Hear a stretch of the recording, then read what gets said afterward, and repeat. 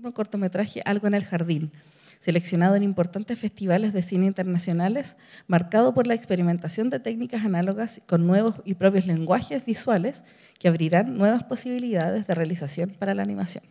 Disfruten.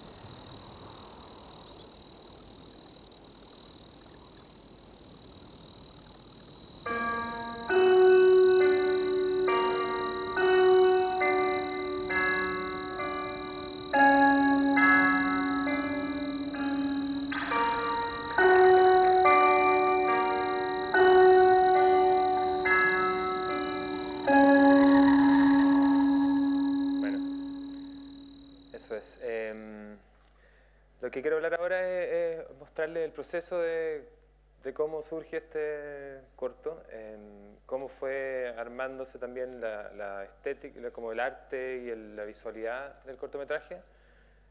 Más que nada, y armé la presentación en base a eso. Vamos a ver algo de técnica, un poco de cómo fue el recorrido para llegar a esta forma de animar, etc. Esta lámina no es la idea de mostrar las medallas ni nada de eso, sino que es interesante a veces cuando uno hace un corto ver como el recorrido que tiene y dónde va y qué camino tiene después. Y nada, igual quería contarles un poco de cómo funcionó este corto en ese sentido. Luego de terminado se estrenó en Sitges, que es un festival de cine fantástico y de terror, no de animación, pero que tiene una sección de animación. Luego ganó un reconocimiento del jurado en South by Southwest, que es un festival de cine bastante orientado como a la experimentación, diría yo, en Estados Unidos. Bestia ganó el primer lugar. Y también pasó por varios festivales de cine fantástico, que fue interesante para mí porque a mí me interesaba esa beta del cortometraje. Y bueno, también siempre es bueno ver esto, ver como el recorrido de un cortometraje, porque si de repente pensaba yo, ustedes tienen algo parecido a esto, les gusta, tienen su tipo de contenido se parece a esto, siempre es bueno ver qué festivales o qué circuitos son cercanos a lo que a ustedes les interesa. Y en el caso de este cortometraje, como pueden ver, estuvo en Pictoplasma, en South by Southwest, que otro especialmente en Sitges, en Glass, que es un festival de animación experimental súper interesante, en Ottawa, como no en competencia, sino que fuera, etc. Así que nada, yo personalmente estoy muy contento porque no esperaba tanto, la verdad. El origen del cortometraje es bien especial y lo encuentro interesante mostrárselos porque cómo llegué a esta imagen oscura como atmosférica, donde aparecen personajes desde un espacio que es medio indescifrable, no fue muy directo. Esto es una exposición que yo hice junto a un artista, era una exposición bipersonal junto a Paula Dittborn, que es una artista visual, del 2011 en la Galería Gabriela Mistral. Y hice varias cosas, una escultura, hay una escultura de una casa que tenía unos videos de animación adentro donde uno puede mirar. Y una de las piezas es ese video que se ve proyectado en el muro atrás. ¿Ya? Y ese video surgió a partir de mirar imágenes que me interesaban como incompletas, de pintura y sobre todo de acetatos de animación, que en un momento me puse a coleccionarlo o sea, no coleccioné tanto, la verdad. Pedí un par cuando en eBay eran baratos y me interesaba un montón lo que pasa con las imágenes descontextualizadas, ¿no? Que a veces con la falta de fondo cambian, o aquí es un mejor ejemplo, cuando de repente hay un elemento en el fondo que desaparece, se empiezan a generar unas realidades extrañas, ¿no? Y pensé en hacer una animación con esos fragmentos, sin necesariamente tener los fondos, ni los elementos del primer plano. Quería pasar esto por si quieren, después les voy a pasar unos artes por si quieren pasarlo por ahí y mirarlo. Porque también encuentro interesante lo que dijo Alicia anteriormente, que a veces uno ve las cosas en pantalla tan digitales y no se da cuenta que también hay una artesanía interesante detrás, incluso cuando uno trabaja en el tablet o en el... eso no es mío, obviamente, esos son frames de series que compré hace como 15 años en eBay y nada. Estas cosas me interesaban un montón, porque son misteriosas simplemente, ¿no? Eso que ocurre en ese acetato de ahí. Y a partir de eso dije me encantaría hacer una animación que se proyectara en un muro incompleta. Que de repente apareciera un brazo, que pasa frente a algo que no sabemos lo que es y que en el espacio de una galería funcionara como algo que limita entre lo bidimensional y tridimensional, ¿no? Donde el muro, que a veces es plano, quizás se transforma en un espacio tridimensional. Y llegué a esto.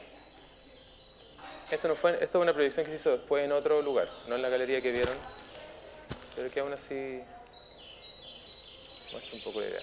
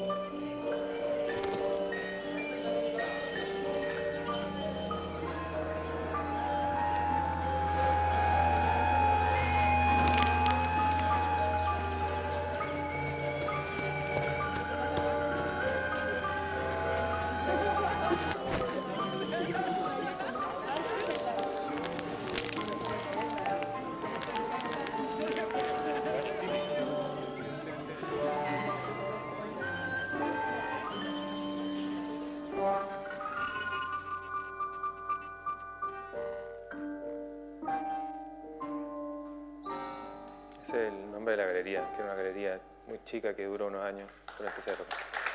Gracias.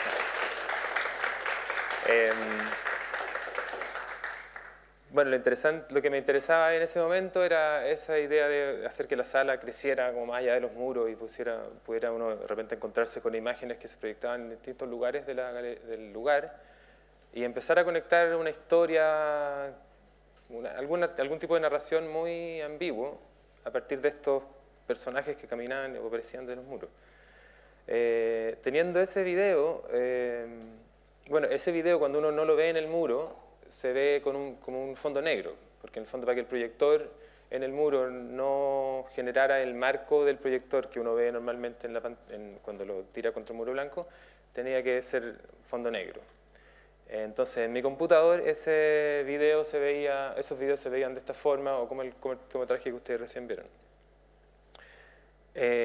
Y a partir de eso, teniendo ese video incluso que el mismo que vieron proyectado en la galería, me pidió un amigo músico, que él mismo que hizo la música para este cortometraje, que él había producido un disco de una cantante.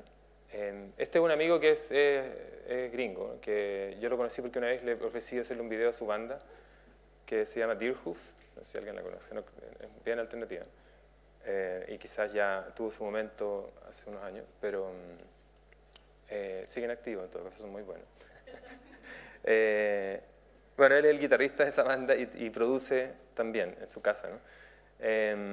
Y él tenía esta artista que necesitaba un video y yo le dije, tengo este video que dura como 1 minuto y medio para esta galería, que había hecho para la galería y me encantaría transformarlo en un videoclip y lo transformé en un videoclip más largo. Y hice 2 videos similares. No sé si voy a tener tiempo para mostrar los 2, pero voy a mostrar uno y... Sí, yo creo que voy a mostrar uno, la verdad. ¿Sí? ¿Seguro? Entonces son 2 videos que tienen esta misma técnica, ¿no? De las siluetas y los fondos negros. Uno de ellos, de hecho, tiene hasta elementos similares de historia al cortometraje de ahora. Nada, se los voy a mostrar. ¿Se pueden apagar las luces? Se puede. Gracias.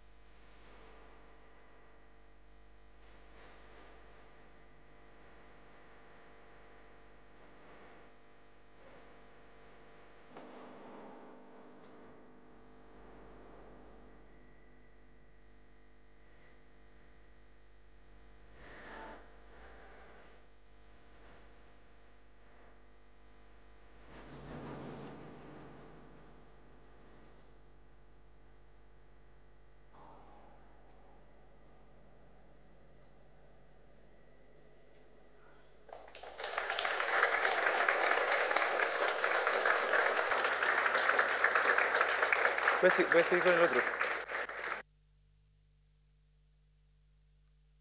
Sí, voy a seguir con el otro nomás. Sí, gracias. Bueno, y este otro videoclip es para una banda chilena que se llama, que no sé si todavía están activos, que se llama Prehistóricos. Ellos vieron este video, les gustó, me encargaron uno y yo en ese momento lo único que quería era hacer más animación porque estaba como descubriendo esto, así que dije que bueno, el tiro.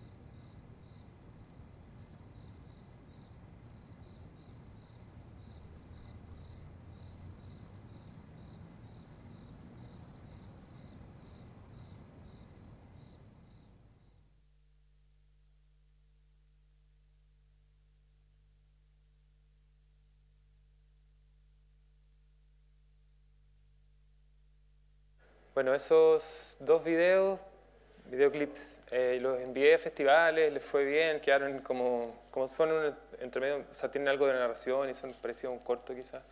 Se mostraron harto y eso me entusiasmó aún más con la animación y ahí empecé a meterme cada vez más. Pero como pueden ver ahí, nada, ya se arma un poco ese espacio, el mismo espacio donde ocurre este otro, este último corto, Algo en el jardín, y a la vez no sé si se nota, como ustedes como espectadores lo notan, pero tienen algo narrativo que es medio ambiguo, porque en general están hechos, armados súper visualmente, ¿no? Con imágenes que yo voy dibujando, que no sé bien cómo van a pegar unas con otras hasta que logro unirlas. El primero, por ejemplo, que es un poco más quizás es menos directo como narración, tenía ya hecho algo y le agregué un tercer personaje, que es este personaje celeste, como este monstruo, y armé algo a partir de ese encuentro entre uno de los personajes y el monstruo, la mujer, y quedó este tercer personaje dando vuelta, que es como alguien que la persigue al principio. Es súper, a mí me encanta eso, que sea abierto, que sea extraño, que uno quede pensando que no entendió la historia, pero que aún así hay algo que te atrae a tratar de entenderla. Eso quizás es por mi formación en la escuela de arte, donde eso ¿cómo se dice? Se alaba, que quizás no es tan bueno, pero tampoco es tan malo. Creo que es bueno navegar un punto intermedio. Y en el segundo sí lo hice todo de una sola vez. ¿No? Tenía el encargo de crear algo, la canción era súper romántica, y dije ya voy a hacer una historia de amor entre este fantasma, el fantasma de la pareja de esta mujer que lo quiere buscar. Lo hice de época, como si ocurriera en el siglo XIX, por eso mismo, porque fuera aún más romántico. Y con ese elemento medio gótico, ¿no? Como de novela gótica, digo, del hombre que el ataúd cayendo al fondo del mar y el fantasma que la visita después, y con un final un poco tragicómico donde la mujer no se nunca se dio cuenta que estuvo, lo estornuda y lo deja tirado en el piso. Eso, pero se nota que ahí todo está más o menos avanzando hacia una historia más específica, no tanto como el otro que tiene como otro tipo de narración, ¿no? Un poco más ambigua. Por eso que había hecho esta pequeña sección que se llama guión, pero la verdad no sé si tanto es un guión, sino que más que nada es contarles eso, que estos cortometrajes están armados partiendo por imágenes, incluso animados pedazos antes de saber bien cómo van a terminar. En el caso de este, por ejemplo, una de las secuencias era parte de una escultura, que aquí hay un video de cómo funcionaba, para que vean que lo había hecho para esto, simplemente que era un esqueleto que gira en un espacio negro. Entonces uno se acerca a este tronco, mira para adentro y ve una especie de espacio negro enorme donde gira un esqueleto chiquitito. Y eso después de eso, yo me encanta reutilizar, tomo eso, lo transformé en un personaje, y después esa idea de este personaje que da vuelta, después hice el monstruo trepando, dije ya, estos personajes se tenían que encontrar. Incluso había hecho algunas escenas que nunca quedaron, como esta hecha a lápiz de color, que iba a ir supuestamente en el secuencia después de que se lo come el monstruo, después de que lo electrocuta el monstruo y gira, pero al final no quedó. Había hecho incluso, por ejemplo, acá hice esto no es tan así, pero no tiene que ver con lo mismo que estoy hablando, pero es entretenido mostrar los descartes. Había hecho unos títulos alternativos. Bueno, y lo que sí encuentro interesante mostrarles es este animatic, que muestra escenas que ya estaban animadas antes de que tener la historia clara, y hay elementos que yo agregué una vez para decir, ya, quiero que esto sí funcione como una historia, y cómo lo puedo hacer, agregando este tipo de escenas. Entonces, por ejemplo, el gato como personaje apareció después, porque había animado a esta babosa que se transforma, que tiene una cara de gato y se transforma en babosa de nuevo, pero no sabía, perdón, pensaba introducir un gato como personaje, pero dije ya, el gato me va a servir para que sean varias víctimas y se transforme en una especie de slasher, ¿no? O de esas películas donde va muriendo uno tras otro y alguien tiene que enfrentar al monstruo. Entonces dije ya, voy a agregar, esto cuando llegó el momento de hacerlo dije no lo necesito, que era el personaje llegando a su casa. Y dije, no es necesario, puedo saltar de una a tenerlo en la cama, que es esto.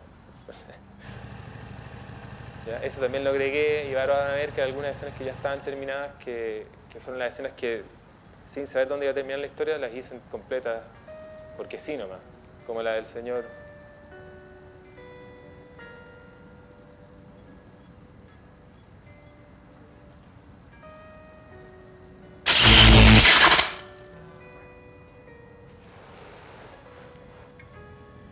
Después, claro, como esta escena de él en su casa la agregué después, están solo los dibujos. Después también aquí se puede ver un poco la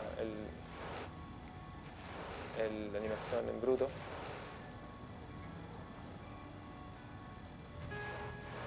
Claro, esta escena la hice, fue una de las primeras escenas que hice y dije ya voy a alargar este recorrido, pero eran escenas que yo pensaba quizás puedo mostrarlas en una galería, en el muro, no necesariamente que sean algo narrativo. Como ven, el personaje tuvo otro diseño en algún momento, pelo corto. Ahí, por ejemplo, en un momento él ve al monstruo, ¿no? Pero en ese momento no pensaba que lo iba a ver, eso lo vi al final.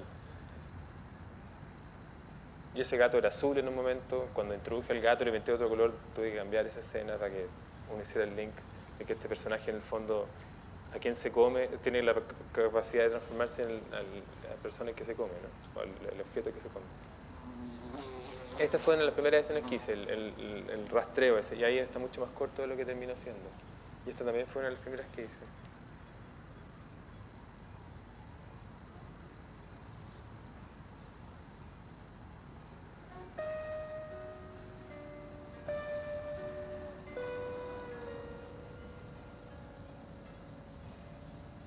E incluso están ahí mis anotaciones. Claro, son anotaciones que voy haciendo, pero una vez que... O sea, lo que quería mostrarle en el fondo es que quizás no es tan bueno, porque lo avanzado que están ciertas animaciones, para lo poco claro que yo tenía la historia en ese momento. Que todavía hay anotaciones de guión ahí que tengo que cambiar. Eso hizo que me demorara un montón en terminar esto, que incluso hubiera momentos en que ni siquiera sabía si iba a terminar como un cortometraje o no. Pero nada, esto sirve para que vean que a veces los procesos no son como uno quisiera o tienen idas y vueltas.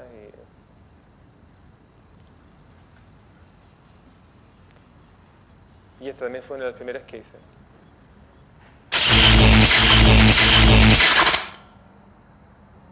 Y ahí está, bueno, lo que ya le había contado. Bueno, y lo último que agregué al final, que creo que desde mi punto de vista le dio como otra vida al cortometraje, son las flores rojas que aparecen de vez en cuando. Porque no quería que... Lo veía y lo encontraba como apagado. Y esta idea de que el monstruo estuviera como precedido por estas flores que lo acompañan, donde hay una flor, aparece el monstruo, me gustó porque lo sacaba un poco de la... no seriedad, pero esa cosa más plana que tiene sin las flores. Y lo llevaba a algo un poco más psicodélico, terror, pero con colores fuertes. Eso. Pero ese es el proceso en el fondo. Tenía un montón de escenas distintas que no sabía bien cómo iba a unir y en un momento dije que era unirlas y empecé a armar incluso animatics para ver cómo funcionaban y ahí de a poco fui haciendo lo que necesitaba para poder terminarlo. Siempre quise, de repente incluso tenía la idea de continuarlo y hacerlo más largo, pero nada. Hay momentos en que dije, aquí está bien y funciona y tuve que parar. Ya, la técnica que a mí me contaron que igual les interesa harto esto y lo entiendo porque a veces como artista me pasa harto que más que el contenido es interesante, pero la técnica uno quiere saber cómo lo hizo porque en la parte... como, no sé, uno como siente como lo que a uno le pasa en el taller o donde ustedes trabajen, esas ganas como de probar cosas nuevas. Como pueden ver acá, la mayoría de los dibujos están hechos en papel, aunque se vean digitales al final. En el caso de los dos videoclips, todos están hechos en papel, con tinta sobre papel, y luego pintado en el computador, en una mesa de luz clásica, bueno, hechiza, pero al formato clásico. Y les traje algunos dibujos que pueden mirar si quieren. También. Si se desordenan no hay problema porque ya son viejos y todo. Y si quieren se los pueden partir las resmas y todo. Pero ahí hay algunos que son cleanups, otros que son bosquejos. Y yo trabajo usando... tinta, como les contaba, con pincel y el rápido grafo, tiralíneas que le llaman también, ¿no? Entonces, por ejemplo, acá uso una hoja de carta común y corriente, normalmente para hacer los bosquejos compro unas redes más delgadas, como de 50 gramos o algo así, que no las venden en los locales corrientes, sino que hay que ir a las papelerías, porque son más delgaditas y puedo hacer más capas para poder animar. Y para el cleanup uso ya un papel de fotocopiadora común y corriente, que es un poco más grueso y aguanta mejor la tinta y no se arruga tanto. Nada. Entonces uso un portamina común y corriente para dibujar, a veces con tinta, mina azul y otras con negra. Y uso pincel con tinta, que mucha gente me pregunta cuando ve mis dibujos, porque las líneas son súper finas y todo, y cuando les digo que lo hago con pincel, como que no me creen. Pero hay unos pinceles que funcionan súper bien para hacer líneas, que son quizás algunos de ustedes que hace cómic o manga, los pueden conocer, que se llaman liners en inglés. O si no, que no sé cómo se llama ese que es tipo japonés, ¿no? Que está arriba, que son súper buenos y con tinta funcionan como para hacer las líneas que están viendo ahí en los papeles. Y las líneas más delgadas, como por ejemplo en este dibujo, esos pelos, por ejemplo, son el rapiograph, o tiralíneas. Y estas líneas que cambian de grosor son el pincel, que funciona súper bien para hacer líneas que partan delgaditas y después se hagan más gruesas. Que es bien clásico, como una técnica muy clásica de ilustración o de cómics, ¿no? Y bueno, el papel. Y estos son algunos bosquejos que encontré entre mis archivos de registros de animación. Ese, como pueden ver, es del videoclip The Unnatural. Ese también. Como pueden ver, también uso harto loop. Me encanta la idea de animar con pocos elementos, o sea, más que me encanta, es que estoy un poco obligado, pero la idea de trabajar con pocos elementos y la forma en que a veces lo hacen en los animes, que usan muy pocos frames y los mantienen, y movimientos muy como específicos logran mantener la atención sin que uno sienta que está todo quieto, ¿no? Entonces trato de usar estos loops o movimientos pequeños pero que sí llaman la atención. Este también es un bosquejo del videoclip, como pueden ver. Lo mismo. Esto ya es la tinta sobre el papel, ¿no? Lo anterior era el grafito y esto es la tinta ya. Igual ahí pueden ver una gran diferencia entre el videoclip que les mostré, o el primero, con el último corto, porque nada, yo mejoraba un poco la mano quizás, pero en este se nota que es papel también porque vibra mucho más. Y esto ya es del corto. El corto, entonces, algo en el jardín, partió en papel y terminó en una tablet. Porque la verdad, yo soy consciente de que al final, una vez cuando pasa la tinta al computador y se escanea, se ve casi igual a como uno podría hacerlo en un tablet. Pero en ese momento yo no estaba acostumbrado a dibujar en el computador, no lo lograba. Así que, y como el proyecto me tomó varios años en terminar, en un momento ya pasó que para hacer otros videoclips que hago que son con otra técnica, usaba mucho la tablet, me empecé a acostumbrar y pasé esto a la tablet también. Y lo que hice que me acomoda mucho es animar el bruto en el papel, escanearlo y hacer el cleanup en la tablet. Y que también te permite de repente cuando la animación no quedó tan bien, agregar cuadros y hacerlos derechamente con cleanup sin pasar por el bosquejo, como los in-betweens, ¿no?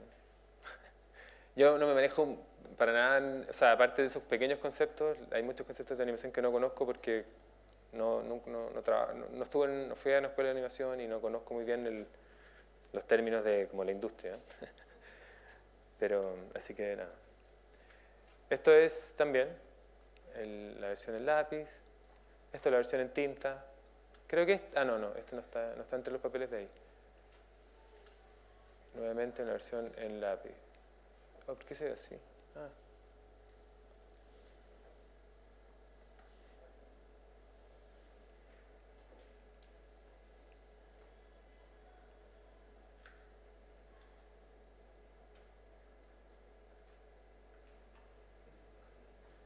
Ven que los tiempos cambian una vez que uno hace el cleanup del computador y todo. Y esto también lo encontré interesante, lo encontré por ahí, que es las capas, cómo funciona el sistema de las capas, que me imagino que ya se lo imaginaban, pero son dibujos completos que hago al frente de un árbol o cosas así que se van superponiendo a los personajes y luego con el fondo negro desaparecen, ¿no?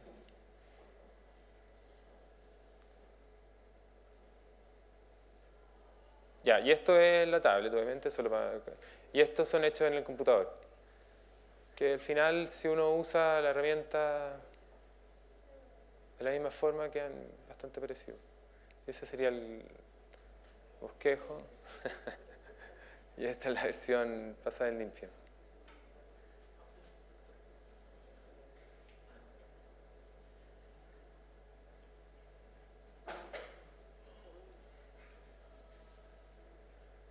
Y esto es un... Ah, ok. Bueno, y luego de que está eso, ¿no? La animación la pinto en el computador. Las primeras versiones son en colores planos. Y luego el sombreado... Aquí hay una versión que no tiene sombra, ¿no?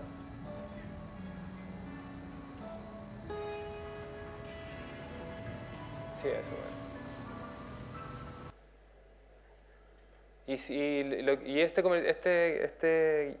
corto lo quise hacer con sombras completo, porque a veces uno ahorra y todo, porque encontré que dije ya voy a ir por atmósfera, que sea súper atmosférico, que uno puede realmente entrar en un espacio, y sentí que la sombra le da mucho eso. Aquí también está la versión plana, ¿no? De colores planos, y luego les voy a mostrar una versión con la sombra y con algo que sí hice, que tampoco lo había hecho en los otros trabajos, que es que en After le puse un glow a los colores, que hace que se vea, que les dio más... Por eso mismo que les contaba de las flores, que quería que no quedara muy apagado todo, porque la historia es oscura y tampoco es una historia es una historia bien simple. Me gustaba que fuera atractivo de imagen. Entonces este glow hace que cambie de color bastante el monstruo, si se fijan. Y le da como una sensación a todos los colores distinta. Resaltan y a la vez la sombra los une en el fondo y fui bien, lo dudé harto, pero fui bien extremo en hacer los colores bien oscuros. El monstruo es súper oscuro, si uno lo ve en un computador de día apenas se ve. Solo en esta situación más oscura se ve mejor. Pero quería que fuera así porque... esa idea, lo que les contaba, como la idea del principio era que generar como un espacio, ¿no? Y acá hice este ejemplo de más o menos la diferencia entre con el glow y sin el glow, o el cómo cambian los colores, con los efectos que les puse de post de una, que no lo había hecho antes. Entonces el color original es el de la izquierda, o el que se ve ahora por completo, y finalmente pasado la post lo saturé bastante más. Tiene un color mucho más eléctrico, y ahí el lado izquierdo es el color original. Y ese es el proceso. Lo animo a mano y después los armo en Toon Boom.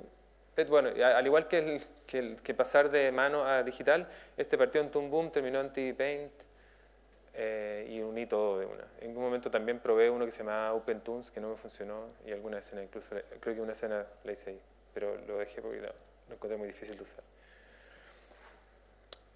Eso. En cuanto al estilo de ilustración o influencias quizás, lo llamaría así, me lo han comentado otras veces, pero tiene harto de cómic, pienso yo. Nada, como a modo de compartir un poco las referencias que yo veo, las cosas que yo veo que se parecen, de las cosas que a mí me gustan, que veo representadas en esto. Está Daniel Clowes, que me encanta, que es un artista de cómics gringo que de los 80, 90 y todavía está vivo, obviamente.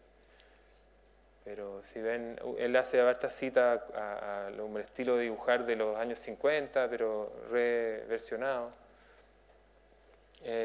Totoro, Miyazaki. Yo no he visto, no fueron citas directas, aunque después me contaron que este personaje también come gente y se transforma en las cosas que come. Pero se me había olvidado. Así que no me... Porque la vi una sola vez, me encantó esa película, pero la vi solo una vez y no la he vuelto a ver. Pero sí alguien me comentó que pasaba lo mismo. También le quise dar algo un poco de época, es como de los 90, si se fijan, porque el computador es antiguo. No sé por qué me gusta esa idea de hacer una animación de época. Si alguien conoce la serie Barba Papá, que son una serie infantil donde estos personajes se transforman en diferentes cosas, entonces... ahí les voy a mostrar un clip, pero también eso siempre lo tuve en mente desde el videoclip donde ese personaje celeste o verde agua siempre quise hacer una versión como rara de esos personajes, que me lo recordaba cuando chico. Y este dibujante que me encanta, que es Jaime Hernández, que es gringo mexicano, que tiene una serie que se llama Love and Rockets, que me encanta porque es súper realista, y traté de hacer algo así en la casa, en la pieza del personaje principal, o como la forma en que ocurren las cosas, que son bien concretas, no hay movimientos exagerados o caricaturescos, los sonidos son bien reales, y me encanta este tipo de, cómo dibuja él todos estos elementos como observados de la realidad y con personajes como bien concretos, anclados como con ciertas modas. Esto es un dibujante que dibujó todas estas historias en los 80, entonces son como punks de los 80 y están súper estudiados así sus looks y cosas. Que encuentro interesante el momento de crear personajes. El mío, yo pensaba que el mío iba a ser como una especie de... Le puse el pelo largo, como si fuera un... No se desarrolla mucho, pero es como una especie de tipo medio perdido, así medio vago. Así me lo imaginaba yo. Como, hay un personaje de Sean Penn en una película que se llama Fast Times at Richmond High, que es como de unos estudiantes, siempre pensé en él. Pero tampoco es que se desarrolle tanto el personaje como para llegar muy allá. Luego está y lo otro importante, lo interesante del corto es el género del terror, que a pesar de que no da susto, supongo, espero que no, hay ninguno de ustedes de susto, si no sería raro. Pero sí tiene muchas cosas de eso, y yo lo reconozco y todo, me encanta, siempre me han gustado las películas de terror, y usé varias cosas que sin darme cuenta, después relacionando digo, uy, eso lo vi acá en esta película, esto otro lo vi en esta otra película que es mi favorita, y uno va tomando cosas a veces sin querer. La idea de las sombras que como afectan a los personajes, esto es un clip de Nosferatu, por ejemplo, que es como la sombra del vampiro le aprieta el corazón a la víctima, que lo encuentro increíble como idea. Caminé con un zombie, se llama la de arriba, esa idea de estos espacios que se arman con los negros, del cine negro, abajo. Todas estas son películas que me encantan, y claramente uno después las ve y dije, con razón hice eso yo, pues si lo había visto acá. Sin necesariamente haberlo visto antes o haberlo pensado. Onibaba, una película japonesa que siempre me ha gustado mucho, que mucho de la historia ocurre en un campo de no sé de qué planta es, pero de malezas, ¿no? Muy altas, donde no se ven más que las siluetas de los pastos, ¿no? Y la gente se mueve entre medio y no se puede distinguir muy bien dónde están. Y hay apariciones y todo.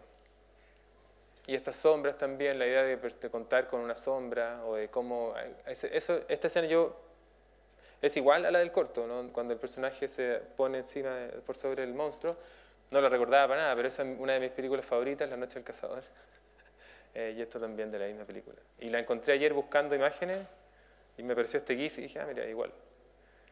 Entonces, nada. Y lo otro del monstruo, que sí fue evolucionando desde algo que era como un juego nomás, este barba papá medio malo que quería hacer, a algo quizá un poquito más, con un poco más de intención, que fue ocurriendo a medida que iba avanzando, y que iba como... Me puse a leer cosas sobre cine de terror y encontré algunas como cosas propias del género que dije, voy a incluir. Bueno, como ya les contaba, esto es Barba Con Papá. ustedes, Barba Papá, Barba Mamá y sus niños. Ellos pueden cambiar de forma mágicamente. Yo no había Él visto es esto Barba Azul, desde que era amigo chico, de los lo vi animales. por primera vez para armar esta A cuestión, Barba pero sí me Libre le gusta acordaba. mucho leer. Y el personaje igual. A Barba Lala, la música. Barba Brillo es inventor. La más bonita y coqueta es Barba Vela. Barba Bravo es el deportista. Y el artista es Barba Velo. Esta es la familia Barba Papá.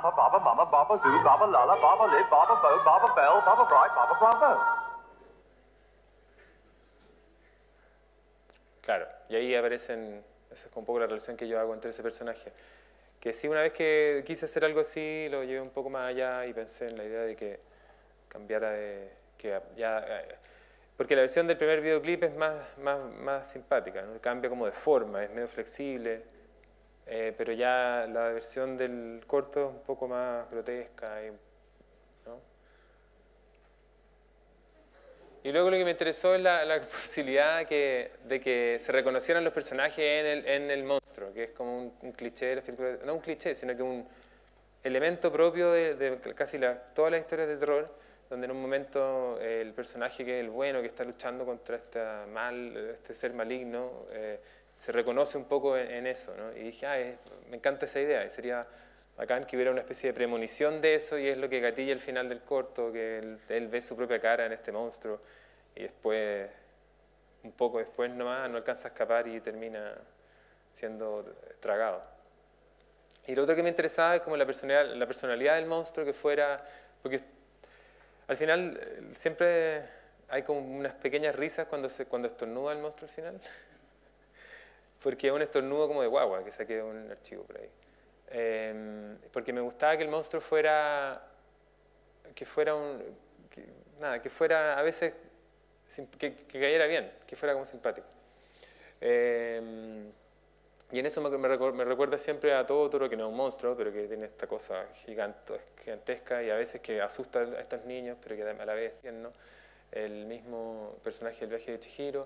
Y esta de la película de Host, que era un monstruo que era un monstruo asqueroso y todo, pero que era un monstruo que era medio víctima de la realidad en que vivía, que era la contaminación del río. Bueno, como Godzilla, que también es un poco así. Y me interesaba tener eso también en este monstruo, que fuera como un animal que está haciendo lo que hace cualquier animal y no hay maldad en eso, sino que es como una especie de ley que ocurre simplemente. Y este personaje tontamente trata como de desafiarla y termina mal por eso. Eso es como el final, la verdad. Solo quería mostrarles una cosa muy cortita que surgió a partir de estos videos, que son unos clips cortitos que hice para una serie de animación que se llama Cake, que me pidieron unos cortos a partir de unos videos con esta misma técnica que usé, y que sería lo otro que he hecho con este mismo mundo de oscuridad y silueta.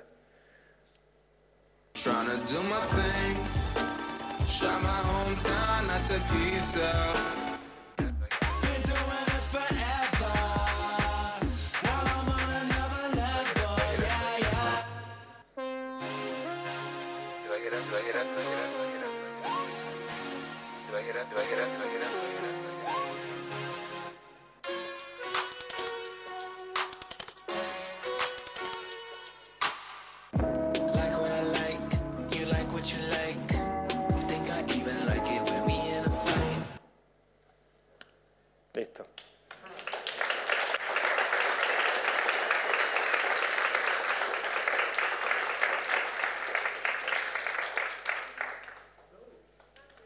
Eso es. Entiendo que ahora hay preguntas, ¿o no? Aquí viene la moderadora, Antonia.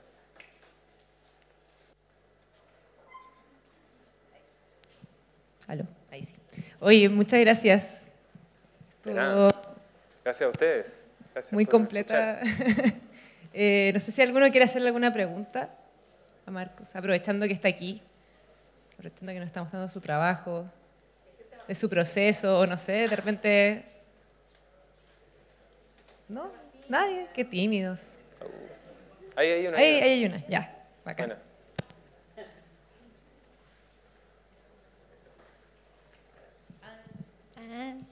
Hola Marcos, maravilloso conocer Hola. tu trabajo, es primera vez que lo veo y de verdad quedé muy impresionada, no solamente Gracias. viendo el trabajo físico, sino que también el producto final es impresionante, de verdad, muy Muchas impresionante. gracias. Muchas gracias. Dicho esto, sé que dijiste que te demoraste años en hacer el corto, quisiera saber un poco cómo fue el proceso de esos años. En temas como... no solo emocionales, sino también como los desafíos, porque claro, dijiste que cambiaste del tradicional y te diste cuenta de que el computador es tu mejor amigo. Entonces, saber un poco cómo fue ese viaje en términos de mantener la motivación y de llegar al producto final y decir, ya, ok, estamos. Súper buena pregunta, porque o sea, ahora que me lo mencionas, como que es súper concreto y no se me había ocurrido contarlo.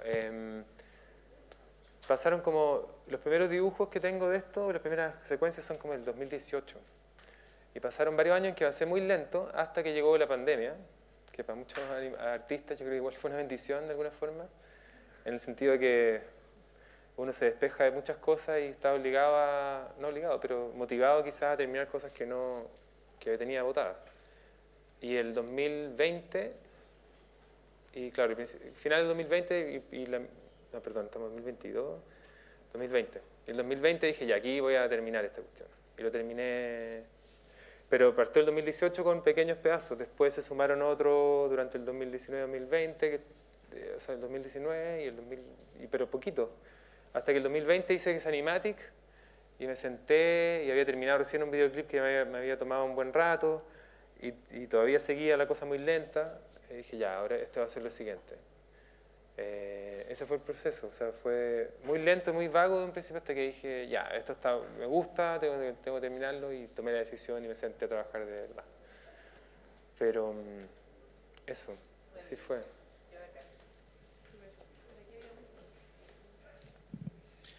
Hola, buenas.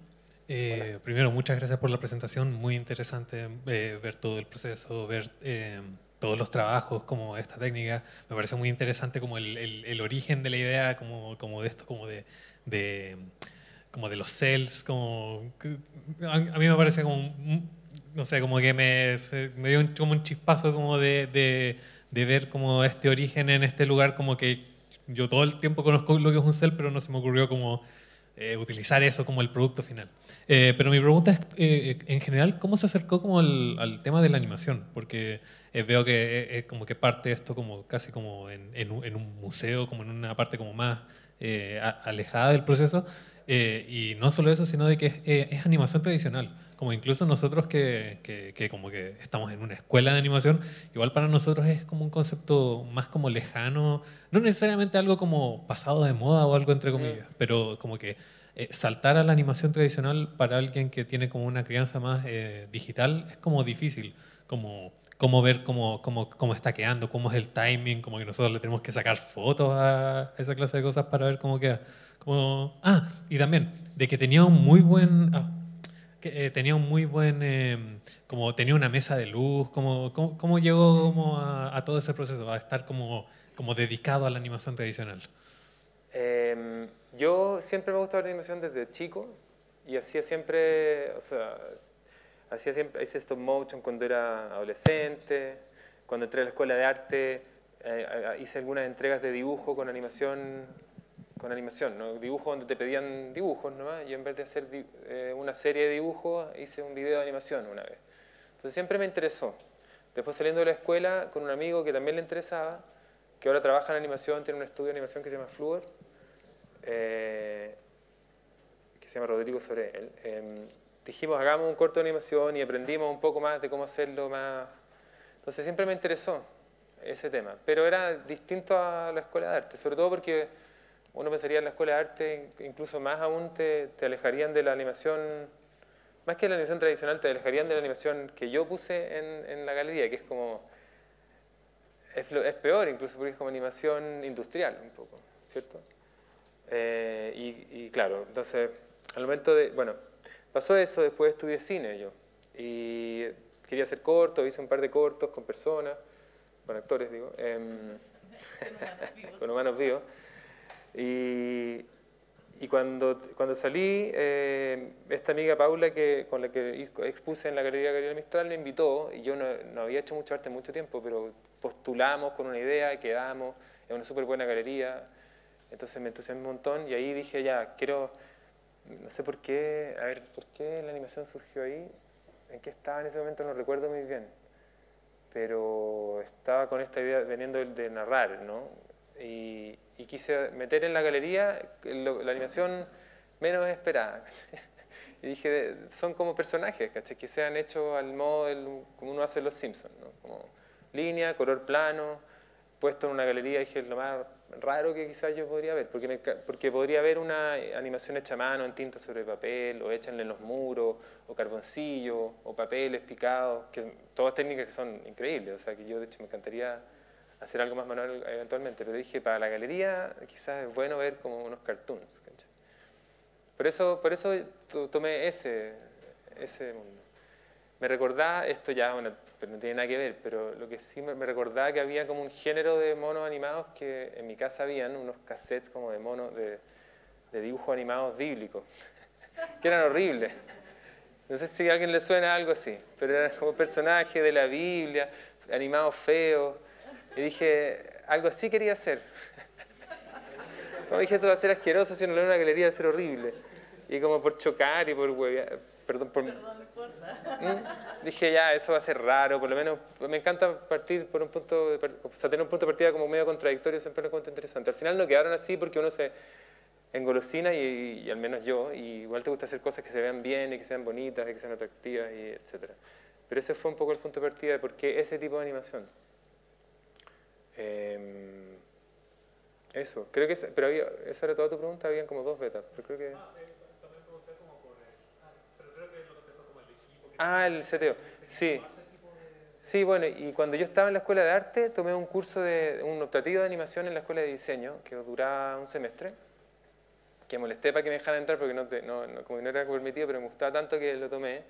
Y ahí el profesor había mandado a hacer una mesa de animación así, más baratas que las profesionales, que tienen mejores... Y cuando quise hacer esta exposición, y me di cuenta que iba a tener que animar bastante, me acordé de eso y busqué en internet cómo hacerse uno mismo una mesa de animación y animarme esa mesa. Sí. Y ahí fui aprendiendo de a poco. Y el resto de los materiales, tinta y todo eso, siempre lo he tenido en mi taller, porque yo hago dibujos en papel grande. Bueno, ahora últimamente, pero en ese momento estaba haciendo mucho dibujo. Oye, estamos demasiado emocionados. ¿Me subo para allá, Diego? ¿Qué hago? Es que para no... Estoy súper emocionada. ¿Sabes qué? Marco, yo creo que es súper importante. Voy a subir. Perdóname, Diego. Que como escuela ustedes puedan ver como estudiantes procesos como este, como procesos tan maduros, tan libres, tan divergentes, sin miedo. Como que yo creo que una de las cosas que ustedes, ojalá que salgan de aquí con esta sensación de ¿se puede hacer esto? Yo creo que tú demostraste que la limitación tiene que ver con otras cosas. De hecho, quizás lo más difícil de tu trabajo son como las bajadas de estas ideas, pero yo creo que fue muy bonito como que les abrieras este espectro. Yo sé que muchos de ustedes están preocupados de los exámenes, tienen que rendir exámenes, somos una escuela, pero yo creo que esta es una clase magistral de tomo y lomo que se le querrían en todo el mundo. Así es que te quería agradecer, Marco, de verdad estuvo increíble, yo me emocioné bastante. Bueno, así es que eso, muchas gracias. Gracias a ustedes, gracias por la invitación. Muchas gracias.